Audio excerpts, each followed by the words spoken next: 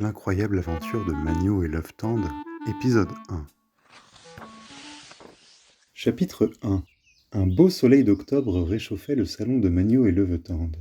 Magno était en train d'arranger sa collection de timbres et l'œuf montrait à son cactus un magazine avec les pots de la collection d'automne quand elles virent le facteur passer et mettre quelque chose dans leur boîte aux lettres. L'œuf se dépêcha d'aller chercher le courrier et se dit « Ah, c'est probablement mon nouveau mot de passe pour le forum.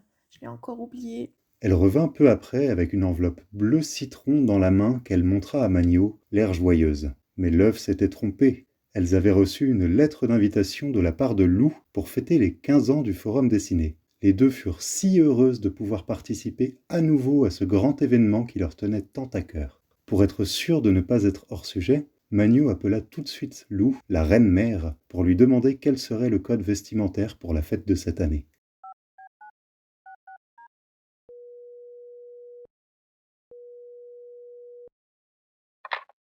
Allô, allô, c'est Magno. Merci pour l'invitation à la fête d'anniversaire. On voulait savoir comment il faut s'habiller cette année. Lou, les deux mains dans un bol de pâte à gâteau, répondit avec désinvolture. Ouais, alors ça va encore se décider à la dernière minute, comme d'hab. Prunelle, qui se tenait à ses côtés en galérant avec une guirlande, ajouta. Sachant qu'on est dans le thème contes et légendes, je pense qu'on a vraiment de quoi trouver de l'inspiration. Et Lou raccrocha.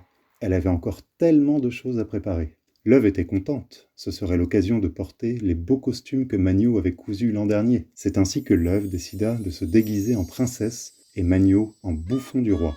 Elles étaient très fières quand elles s'admirèrent dans le miroir. « J'espère qu'ils vont me laisser entrer malgré cette histoire de mot de passe. » Raisonna l'œuf. Je suis tellement tête en l'air. T'inquiète. D'ailleurs, elle est où la lettre de Lou? L'œuf regarda nerveusement autour d'elle. Je l'avais dans la main et puis...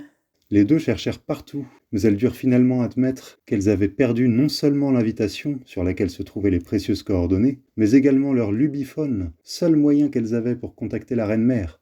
L'œuf se laissa tomber dans le canapé en soupirant et cria. Quelque chose venait de surgir dessous le meuble. C'était le chien de Pilou Pilou. Un tut-tut-tut à peine audible se fit entendre de son ventre.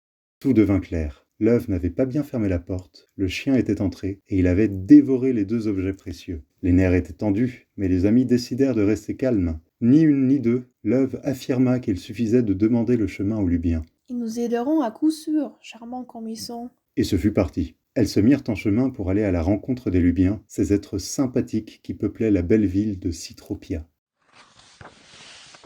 Chapitre 2. Bientôt, Magno et l'œuf atteignirent la porte de la ville, décorée d'une grande bannière sur laquelle elles lurent « Bienvenue aux nouvelles et aux nouveaux ». Il y avait de l'animation.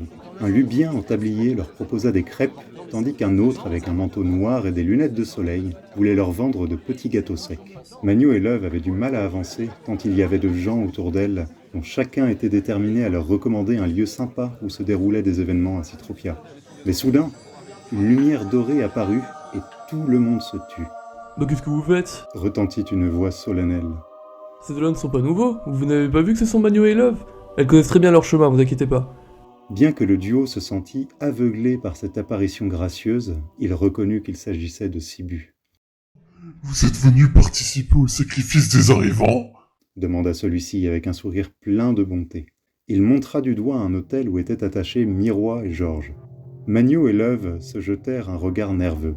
Elles ne voulaient pas avouer qu'elles n'étaient pas sûres de la direction, malgré les années qu'elles avaient passées ici. Elles décidèrent donc de laisser Sibu suivre tranquillement les anciens rituels du forum et d'entrer dans Citropia. Chapitre 3.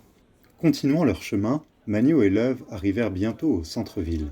Comme à chaque fois, les deux amis étaient impressionnés par la multitude de bâtiments, grands et petits, anciens et modernes, blancs et colorés. « Mais comment on va faire pour trouver la bonne direction parmi toutes ces rues ?» s'inquiéta l'œuf. Oh tiens, regarde, il y a beaucoup de Lubiens devant le musée des Beaux-Arts. On n'a qu'à aller voir si quelqu'un peut nous aider. Le duo s'approcha de la foule et essaya de trouver quelqu'un à qui parler dans ce brouhaha. Elles se rendirent compte que tout le monde était venu admirer des tableaux d'une nouvelle jeune étoile parmi les artistes. Waouh, c'est magnifique. Constata Magno en admirant le portrait d'une fille aux larges lunettes bicolores. N'est-ce pas? Répondit quelqu'un derrière les deux. Elles se retournèrent. C'était Ella.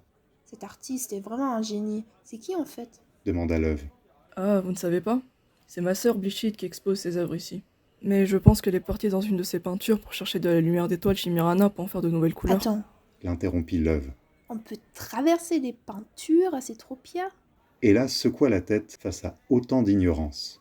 Et vous prenez le bus pour vous déplacer entre les topiques ou quoi? Les deux amis rougirent et oublièrent de profiter de la conversation pour demander le chemin vers la place des fêtes à Ella, Ça se trouve, il y a un tableau qui peut nous mener directement à la place des fêtes. dit Magno à Love. Elles traversèrent les salles de l'exposition et s'arrêtèrent au bout d'un moment devant une œuvre qui représentait une place décorée avec des guirlandes lumineuses, Voilà une fête. Oh, c'était facile. s'exclama Love. Allons-y. Et elles entrèrent dans la peinture. Chapitre 4. Leurs pieds touchèrent du sable chaud. Elles regardèrent autour d'elles et virent des palmiers au bord de la mer. C'était la nuit. Il y avait de la musique au loin, accompagnée de rires et de verres tintins. Magno et Love se dépêchèrent de rejoindre la soirée qui battait déjà son plein, en espérant n'avoir rien raté. Sur la piste de danse, un tas de drôles de personnages étaient en train de danser. Bizarre, le duo ne reconnut aucun Lubien parmi la joyeuse assemblée.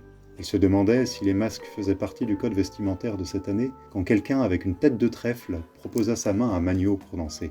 Elle fut instantanément charmée par cet inconnu aimable et accepta l'invitation. Quel moment gai!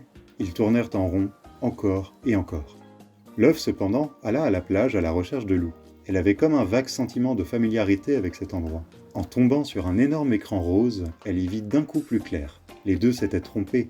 Love se dépêcha de rejoindre sa camarade. Elle la retrouva au bar de la plage où Magno se reposait avec une bonne lubinade après cette formidable danse. Magno, on s'est trompé. Ce n'est pas la fête d'anniversaire, c'est le bal de Cosmos. Cria Love. Les deux auraient préféré rester encore un peu, et Magno aurait bien aimé savoir qui se cachait sous le masque au trèfle, mais il fallait partir. Tout le monde s'amusait. Elles n'osèrent pas les interrompre dans leur fête pour demander le chemin. Pour suivre la suite des aventures, rendez-vous dans l'épisode 2.